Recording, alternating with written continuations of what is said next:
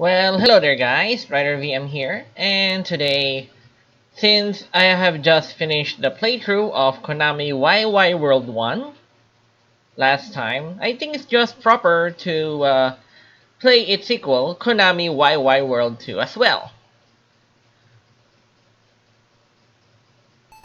Well, obviously this is a sequel to Wai Wai World 1, and this is the intro.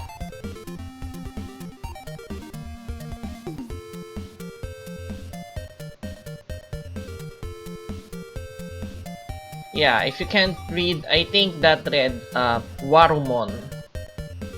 Dr. Cinnamon was out at the time and escaped the attack. He sent out Rickle, a robot he had created for such an event. I wonder what happened to Konami Man. Relegated to obscurity? But Warumon heard of this and took Princess Herb, fleeing to space inside Parsley Castle.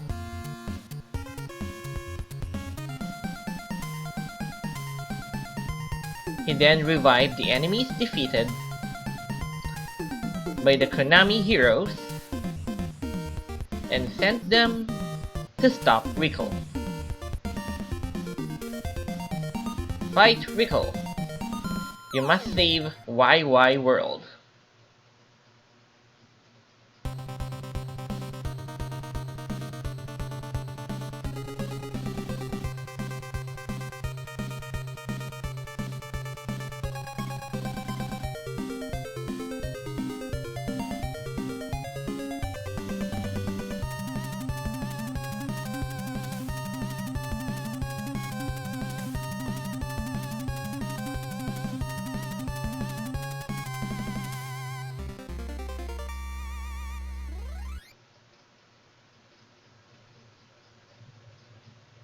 Yeah, it's one of those really just cliche plotline, and what's worse, it doesn't have any reference to the first game. I mean, sure, it could be argued that Rickle was created by Doctor, but how about the princess? When did she just appear? Why wasn't she in the first game? But anyway, we'll start from the beginning. And now, after this, we get to choose which of the 5 heroes in order to change. Unfortunately, we can only choose 3. But since I have a serious bias against Getsu Fuma and Simon Belmont, I'm gonna choose one. But here are all the available characters. Upa from Biomiracle Upa, Fuma from Getsu Fuma Den, Simon from Castlevania, Goemon from Mystical Ninja, and finally, the new guy again for this game, Bill from Contra. Although Contra is potentially the best character in this game because he has that projectile rifle. Yeah, sorry. I can't really not use Upa because there is a certain level that is an absolute nightmare if you don't have Upa. So yeah, here we go. We're gonna start the game. Rickle's adventure begins. So okay, here is the most important difference between Konami Wai Wai World 1 versus 2. Well, although this beginning is an auto-scroller, the biggest difference between Konami Wai Wai World 1 and 2 is that Konami Wai Wai World 1 could be considered a Metroidvania. It has exploring elements, while this game is a pure platformer, which means there are barely any secrets to this game, no item hunting, no nothing. So okay, how do you change characters in this game? Well, when you get the C icon, the icon with the letter C, as you can see there is that in the lower left corner, player 1. Oh yeah, this is also another 2-player simultaneous game. To change characters, you need to get that icon with the C, and then you see the cursor change from different 3 icons, and that is representative of the 3 items I can warp. When you find the one that you want to change, you hold up and then press A, similar to Konami Wai Wai World 1. when you do that, you change to the character that you chose. Since, again, Getsufuma is my favorite character, yeah, I'm gonna keep using him. But of course, just to show you guys, I will also swap with Simon Belmont later, as well as Upa. So okay, what is the difference between them? Well, Simon Belmont has quite bigger range compared to, say, Getsufuma. But also, Fuma has the shortest range in the game, actually. But what is the difference? Well, the biggest reason to use Fuma, is actually because he has actually the biggest damage in his sword attack. Now, as you can see in the middle, there is the timer. That is the timer where you will switch between your chosen character and Rickle. Now, surprisingly, the capability to change characters also serves as an extra protection. So let's change to Simon Belmont.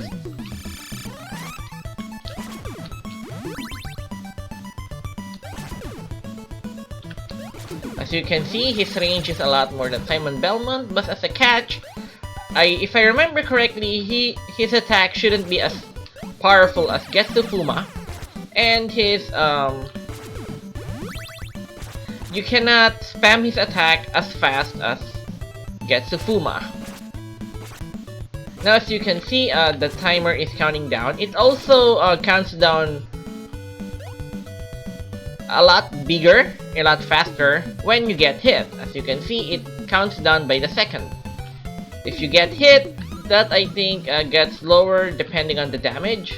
So certain attacks would lower the countdown by 5, sometimes even more.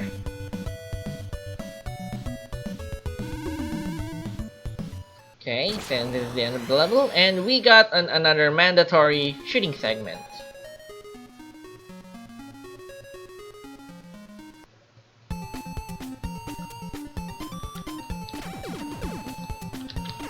Now, to be perfectly honest with you guys, I actually vastly prefer Konami Wai Wai World 1 compared to 2. But why so? I mean, on first glance, just look at the graphics, it's much improved over Konami Wai Wai World 1. And so is the music. That's one of the things that I would actually honestly say that is better than Konami Wai Wai World 1. But again, it is bigger and better in almost every way, but there is a simple thing that, for me, I personally still prefer Konami Wai Wai World 1 first. The lack of exploration options. Although the other levels would be a almost typical platformer, well, in my opinion, this game is a lot boring than Konami Wai Wai World 2 because it does not have the exploration elements. And then secondly, my second issue with Konami Wai Wai World 2 is the game is kind of easy. It seriously lacks difficulty. As you can see in the options, there are no options to increase the difficulty of the game. And then, as long as you play your cards right, by changing characters immediately when possible, that also serves as your, I guess, barrier. Because, well, as long as you change into another character, you will not lose hearts. As you can see, I actually still haven't gotten hit yet, and I still have 8 hearts, which on certain circumstances allows me 8 hits. And then if I change to another character, that makes the game, oops, my apologies, I got too blindsided. But okay, as you can see, 3 damage. Okay, that's a lot of mistakes in order to die. And I still have 5 lives here, since I just changed it to the options, right?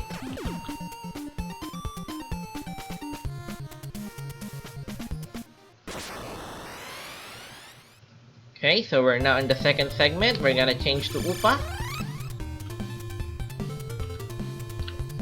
Okay, most people probably haven't really heard of Biomiracle Upa. Biomiracle Upa is a family computer game, only released sadly in the Famicom Disk System. That is the system that is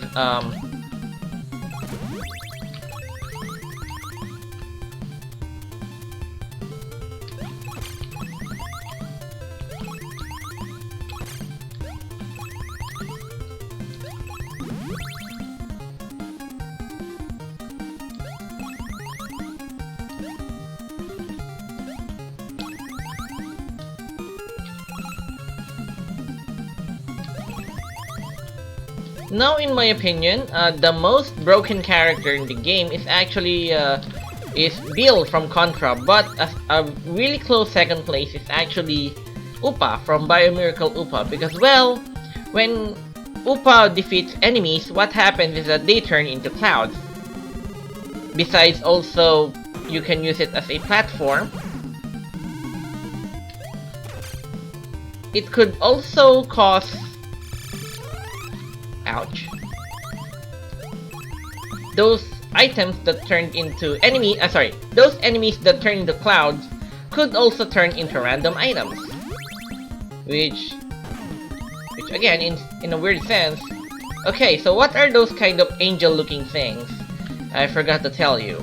Well, those are actually in the as you can see in my up status screen in the lower left, there is something that is labeled to be letter E. So that is a mark for 1-up. So as you can see, I pick 1 up, and then the E turned into 8.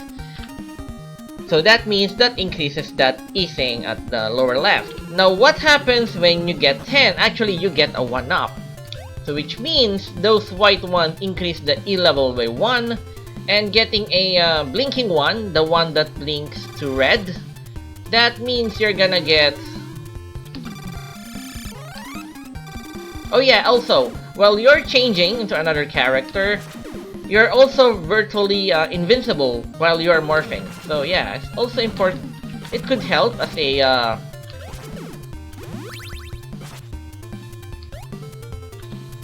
temporary invincibility if you need one. Or maybe if you're in a bad spot and you wanted to escape without getting damage. Now what I am not sure is the little letter H. I'm not really sure about this function, but... So yeah, my apologies for that. But in my opinion, the game is quite easy enough as it is. As long as you can change into another character, you have very little possibility of dying.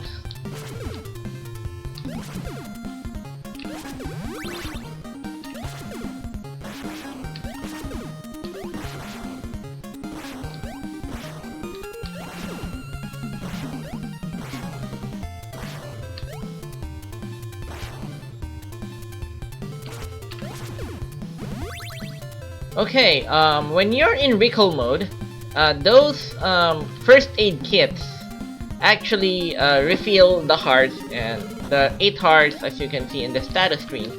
But of course, when you're swapped to another character, that just increases the time remaining before you switch back to Rickle. Okay, we're back to the boss. I'm gonna change into Getsufuma, because he has one of the fastest rate of fires, as well as one of the highest, if not the highest damage. Yeah, and the boss is dead immediately.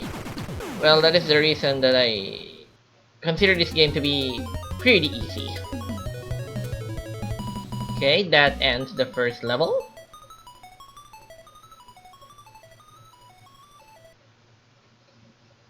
Wai Wai World, congratulations. We're now going to the second level, which is the reference to Ganbare Goemon's world.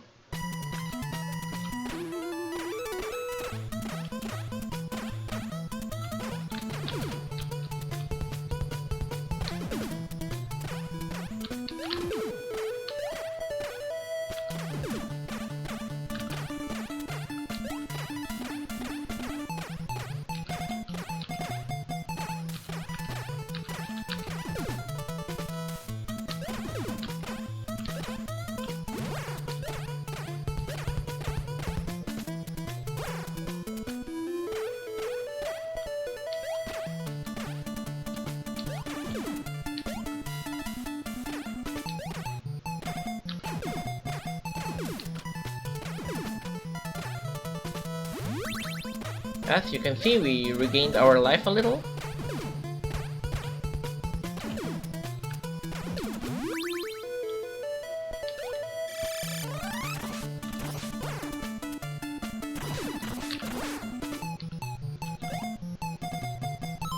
Yep, we got 10 already, so we got a level up.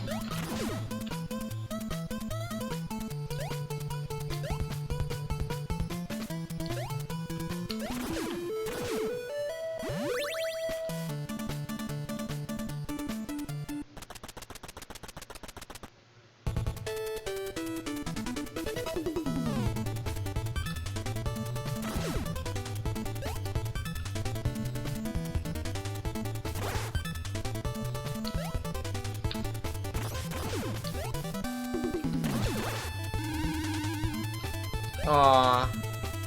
Okay, I think there's a secret here. Yep. Okay, if you press down on that location, you get to the secret point, where you could get some 1-up, because you could get this angel blinking icons that give you 5 E points.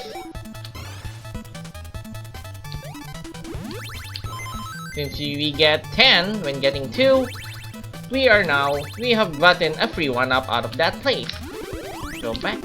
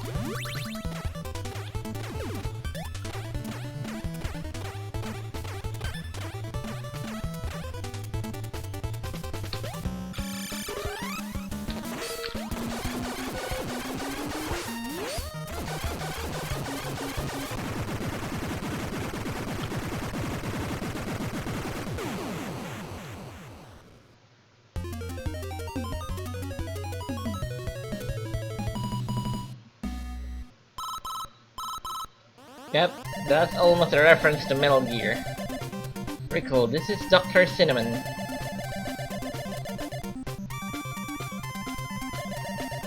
Where do you want to go now? Okay, yeah, in a weird sense, I will have to cut this video for now, even though it's less than 20 minutes. This is because of this. Dr. Cinnamon has asked us where do we want to go, Donbun Island or RPG Isle.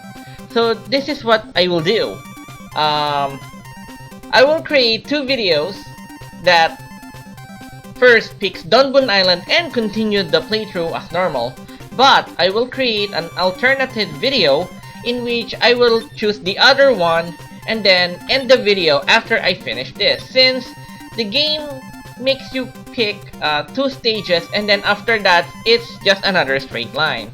So anyway, this is Rider BM. I hope you are enjoying this playthrough of Konami Wai Wai World 2. If you are enjoying this video, you're welcome to press that like button and perhaps even subscribe to my channel. And as always, I hope that I will still see you guys in another video.